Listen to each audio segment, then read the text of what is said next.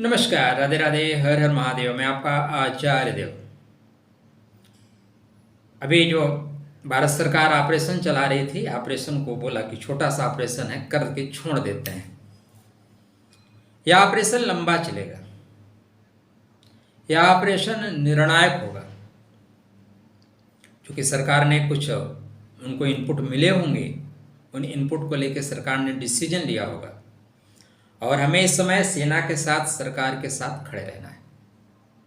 आने वाले वक्त में परिवर्तन कर रहे हैं ग्रह। 14 तारीख से गुरु महाराज तूफानी गति पकड़ेंगे। गुरु जब तूफानी गति पकड़ता है, इसका मतलब हर क्लास में चक्कर लगाएगा। कहाँ पे कौन क्या कर रहा है देखा जाएगा, और जो गलती करेगा उसको पनिशमेंट भी मिलेगा। इससे भी ज्यादा बड़ा परिवर्तन हो रहा है। राहु 18 को परिवर्तित हो रहे हैं और केतु 18 को परिवर्तित हो रहे हैं। बड़ा परिवर्तन है। तो इस एक माह में राहु, केतु, शनि, गुरु, चार ग्रहों का परिवर्तन कुछ बड़ा देगा। मंगल महाराज अभी अश्लेषा नक्षत्र में गए हैं, अतः सेना में विश्वासघात किया जाएगा। सेना पे अटैक होगा विश्वासघात से। वो लोग करेंगे जो सेना के करीबी माने जाते हैं, सेना के सामान सेना को पहुंचाते हैं। कभी आप कश्मीर गए हैं? कश्मीर में रहे हैं? मैं रहा हूं। उन लोगों से बात करिए, वहां के रहने वाले लोगों से। बोलेंगे ये सामने जो दिखाई दे रहा है ना, वो कश्मीर, आजाद कश्मीर ज्यादा खूबसूरत है। आपके पैसे से पल रहे हैं, लेकिन वो क्या बोलते हैं, आजाद कश्मीर ज्यादा खूबसूरत है। वो ये बोलते हैं कि हमारे रिसोर्सेज से इंडिया सरकार पैसा कमा रही है, तुम साले आए कहां से। आप उनके घर पे सामने देखो ना, बिल्कुल लगेगा बहुत गरीब है। अंदर देखो ना, शानदार कालीन, शानदार पीछे गाड़ियां खड़ी हैं। सर पैसे कहां से आते हैं? ये सब पैसे आतंकवाद से कमाते हैं। वहां पे रहने वाले 90% लोग कहीं ना कहीं संलिप्त हैं, और नहीं है तो भारत के विरोध में है, सनातन के विरोध में है। कभी आप जाके देखिएगा, रहिएगा उनके बीच। उनकी मानसिकता की बदबू आपको पीड़ा देगी। तो आने वाले वक्त में सेना के ऊपर भीतरघात होगा, सेना के ऊपर आघात होगा। 7 जून तक बहुत सावधान रहने की आवश्यकता है। 21 और 29 कुछ ऐसी डेट हैं जहां पे सेना के ऊपर आक्रमण होता हुआ या एक्सीडेंट होता हुआ, भीतरघात होता हुआ दिखाई दे रहा है। जैसे मंगल महाराज सिंहस्थ होंगे तो मंगल केतु दोनों की युति बनेगी। पॉइंट याद रखिएगा, मंगल और केतु दोनों की युति बनेगी। अभी केतु अलग, मंगल अलग। इस बार मंगल केतु की जो युति काम करेगी वो बहुत ज्यादा विध्वंसक होगी, बहुत ज्यादा विस्फोट होगा, और बहुत दिन नहीं, इसी गर्मी में ही गर्मा गर्म हो जाएगा माहौल। सर्वाधिक जो थोड़ा सा दबाव का या परेशानी का समय है वो 22 जून से लेके 7 जुलाई के बीच में है। इस बीच में भारतवर्ष की जो कुंडली है और नरेंद्र मोदी जी की जो कुंडली है, दोनों ये कह रही हैं दबाव बनेगा। लोग प्रेशर बनाने की कोशिश करेंगे। देखो, भारत या हम सब जो भी समझदार लोग हैं युद्ध नहीं चाहेंगे। पीट पाट के फुर्सत हो जाइए, हो गया। जब आपके पास पैसे ज़्यादा हो ना, किसी से झगड़ा कर लो, पैसे की औकात पता चल जाती है, पीढ़ियां बर्बाद हो जाती हैं। जो समझदार गांव में लोग होते हैं ना, वो झगड़ा नहीं करते। कोई हड़प लेता है, छोड़ देते हैं, ले लो बेटा। बाद में उनके बच्चे इतना ऊंचाई प्राप्त कर लेते हैं कि लात मार के ले लेते हैं।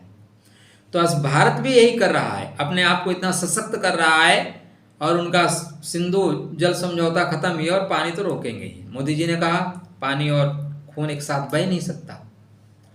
और आज उनका आपने भाषण सुना क्या? गजब का बोले, बिंदास ढंग से बोले, जिसकी अपेक्षा हम सब आप कर रहे थे। खुले मंच से खुली चेतावनी जैसा आक्रमण हुआ है, आक्रमण होगा। तो जून में एक आघात भी होगा, भीतरघात होगा, उसके बाद आघात होगा। ये जो युद्ध की परिस्थितियां चल है ना, ये खत्म नहीं हो रही हैं, ये लंबे चलेंगे और इसमें कुछ देश भी सक्रिय भूमिका निभा रहे हैं।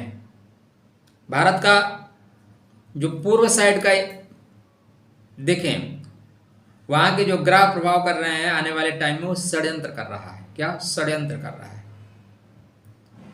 जून के 3rd वीक से लेके जुलाई 1st वीक तक काफी गहरा षड्यंत्र होगा। हो सकता है कुछ उधर से भी छुटपुट आक्रमण हो।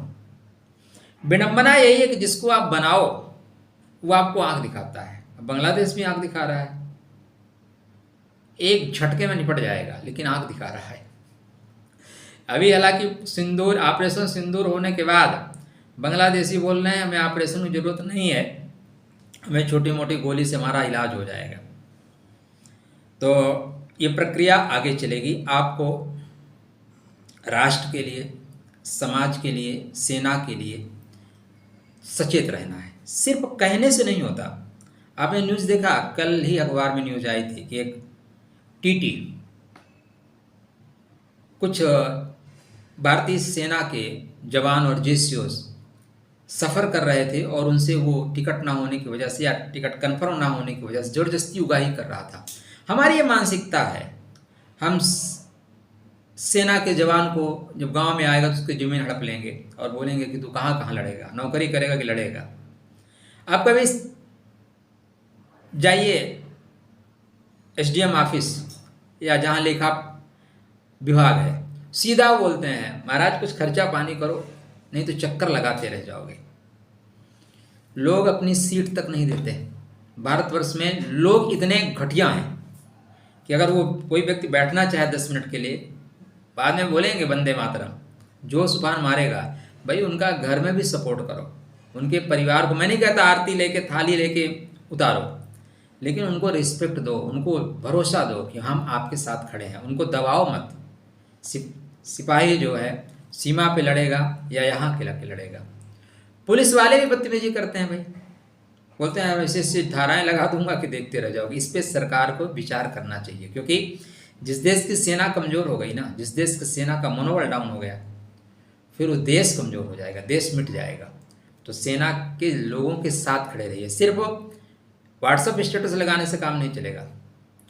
आपकी भावना, आपकी कृतज्ञता उनके और उनके परिवार के प्रति होनी चाहिए। वो निश्चिंत हो गए, उत्साह से लड़ सके, अगर मेरे साथ कुछ हो गया तो मेरे बेबी और आज आप सोचिए मिसाइलें चल रही हैं, आपको ना 50 लाख का पैकेज दिया जाए कि जाओ लड़ो, लड़ने जाओगे? लोग अपने बच्चों को, मैंने सुना है बोलते हुए कि जी हम तो अपने बच्चों को सेना में नहीं भेजेंगे, ठिलिया लगा लेगा। फिर कुछ माएँ, कुछ बहनें अपने भाइयों को, अपने बेटों को भेज देती हैं। कितना बड़ा उनका दिल है, तो उसको आप महसूस करिए, उनके समर्पण को। सेना में नौकरी नहीं है, सेना सेवा का जज्बा है, और हम लोगों को सेना के लोगों के साथ खड़े रहना आना चाहिए। मैं थोड़ा सा इस मामले में क्लियर से बता रहा हूँ कि लोगों का एटीट्यूड ठीक नहीं है। तो सरकार के साथ, सेना के साथ खड़े रहिएगा। आने वाले समय में भारत फिर घटनाओं में जाएगा। हमारी प्रार्थना यही है कि हम युद्ध में ना जाएं, क्योंकि युद्ध में अमेरिका या बड़े देश चाहते हैं कि हम युद्ध में जाएं। युद्ध में जाने से हमारी जो विकास की गति है वो अवरुद्ध हो जाएगी। तो 21, 29 मई में 21 और 29 जो डेट आ रही है वो खराब डेट आ रही है। इस दिन आसपास अब आपकी भी जिम्मेदारी बनती है कि कौन कौन सी गतिविधि को लेकर चल रहा है। हर आदमी विश्वास के लायक नहीं है, इन पे ज़्यादा विश्वास मत करिए। एक एक्सीडेंट हुआ था ना, वो छोटा पायजामा था, सेना के जवान बैठे थे और वो गाड़ी से जंप करके भाग गया, गाड़ी गिर गई थी। इन पे विश्वास करने का मतलब मुश्किल होगा। राधे राधे, जय श्री कृष्णा। राष्ट्र के साथ बने रहिएगा।